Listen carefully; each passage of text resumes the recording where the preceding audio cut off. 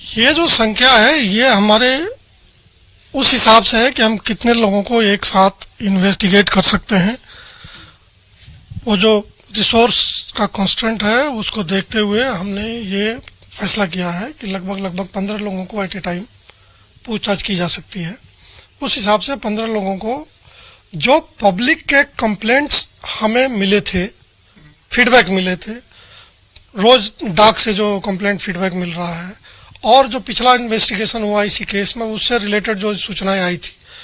इस सब को मिला जुला के जो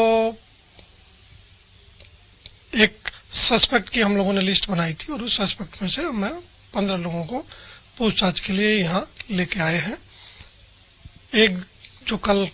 छुट्टी पे थे वो भी आ गए हैं, तो टोटल 16 सस्पेक्ट आज हमारे पास पूछताछ के लिए आए हैं। अनुसंधान काफी एडवांस स्टेज पे है। जो अनुसंधान का प्राथमिक अनुसंधान का जो नतीजा है वो उससे हम आपको जल्दी ही रूबरू कराएंगे।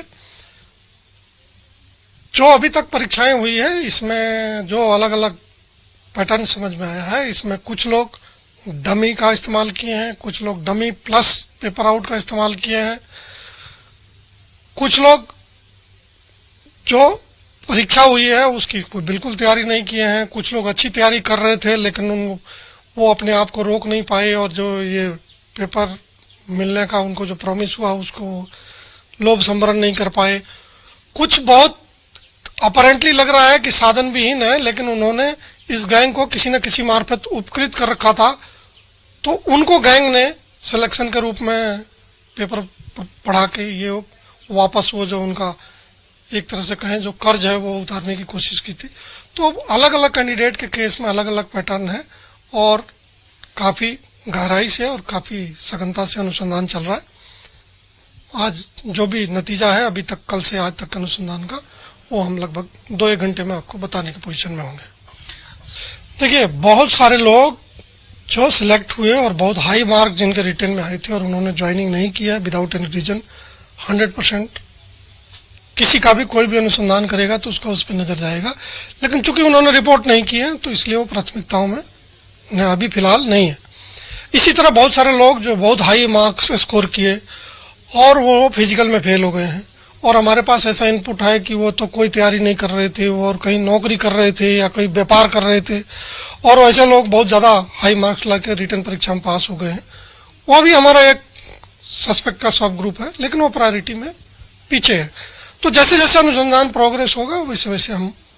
आप लोगों को जितना बताना। अगर शिकायतों का कैटेगराइजेशन करें तो एक तो है कि लोग खबर दे रहे हैं कि कौन कौन अनुचित तरीके से भर्ती हो गए, कौन है किस सेवा में है, और कुछ लोग बिल्कुल पिन पॉइंटेड देते हैं कि ये भर्ती को कैसे इन्होंने मैनिपुलेट किया, जैसे कुछ एक्स का डमी वाई है। कुछ लोग संदेह के आधार पर देते हैं, कुछ स्पेसिफिक इनपुट दे रहे हैं जिसमें बता रहे हैं कि बहुत सारे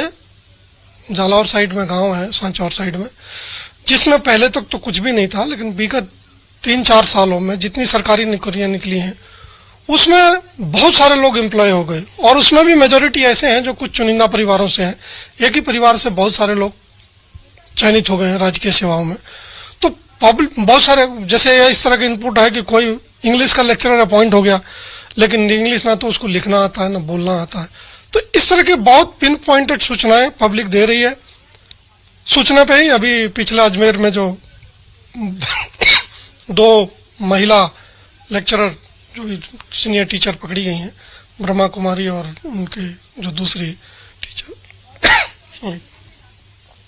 तो ये पब्लिक के द्वारा बिल्कुल पिन पॉइंट सूचनाएं दी जा रही हैं और मैं मानता हूं कि सरकार के प्रति और एसओजी और पुलिस के प्रति जनता में इस